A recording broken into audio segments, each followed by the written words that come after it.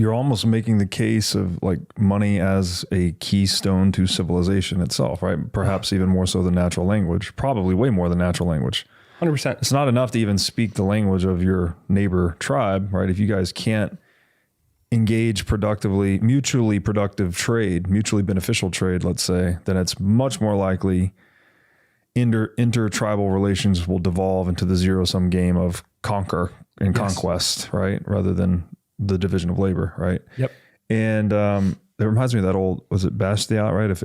If goods don't cross borders, soldiers will. So that kind of dynamic. Yeah. And I really think, I mean, this is so important to reflect upon this, that the amount of strangers we interact with on a daily basis, we just take it for granted now, right? It's like, I just go out into the world, hop in the car, you drive next to a bunch of strangers, which by the way is amazing. You're in a machine flying down the road at 70 miles an hour. Like that in and of itself is an economic miracle. Yep. And then you just park wherever, you know, you pay some parking lot owner through a parking number on a sign. You walk into a store, you hand them a piece of plastic, they give you food or drink. Like we take all this for granted, but that doesn't exist. That's almost, I don't know if it's the soul, it's a defining feature of humanity versus animals, right? You see animals doing the first thing we talked about, right? They have turf, and at where the two turfs touch, there tends to be bloodshed. Yep. Right. They don't cooperate and, you know, trade and all of these things. And so this idea of money as a stranger, what did I say earlier? Stranger cooperation scaling technology. Mm-hmm. And I think you also see the inverse when you look at an economy going through hyperinflation, right? It's like that all evaporates. Yep. And then it's just, you can only trust like the people you live with, or maybe a couple of friends if you're lucky. And people are like going crazy, you know, they're stealing from each other. They're eating their pets. They're like, it's a mass psychosis basically once you pull the money out. Yep. And so like all these things, I think, reinforce your point that money is very instrumental, if not indispensable, to our evolution as a civilized animal.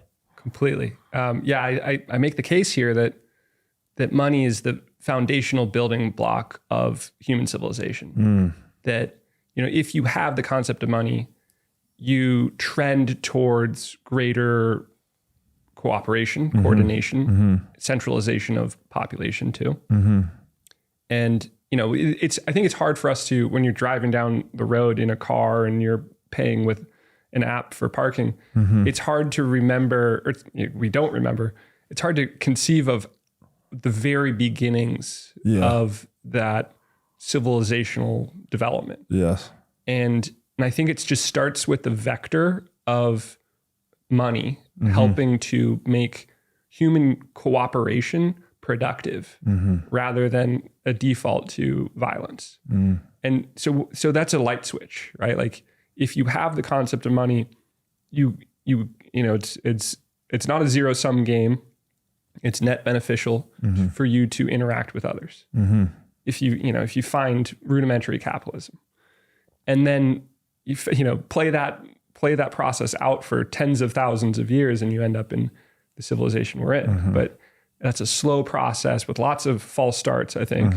But it needs that vector of pushing things in a constructive direction, because money is creating that dynamic. Yeah, that's so.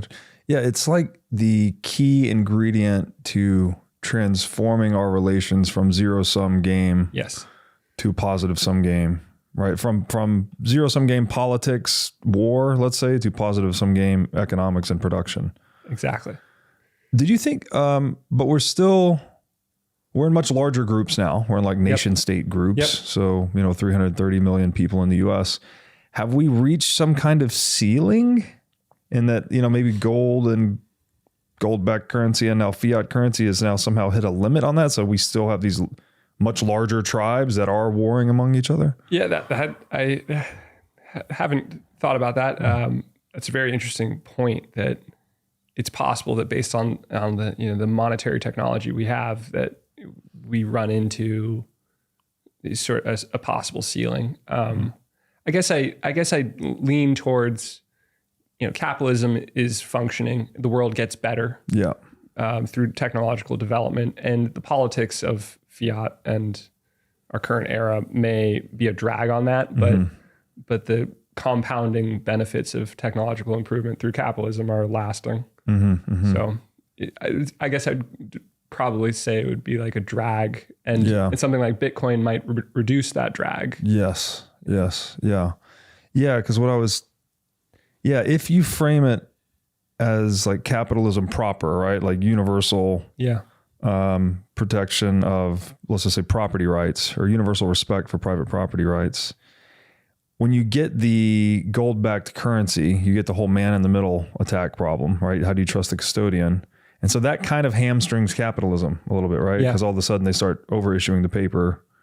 The money becomes fraudulent, basically. And then in that money becoming fraudulent, you get little tax farms, basically, called nation states. Whereas Bitcoin presumably could break that or fix that by not allowing the money to separate from the informational layer. You know, you're like unity between the energetic and the informational layer that can't be broken. Whereas that was broken with gold-backed currency. Yes. Yeah, I agree with that. Yeah.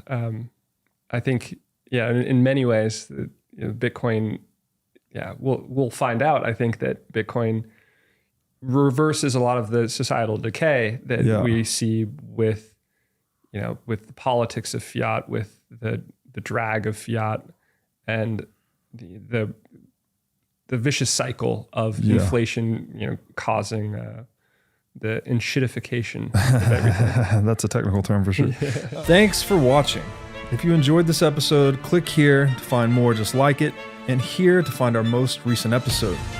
Also, make sure to like this video to help shine light on the corruption of money, and be sure to subscribe to this channel to stay connected.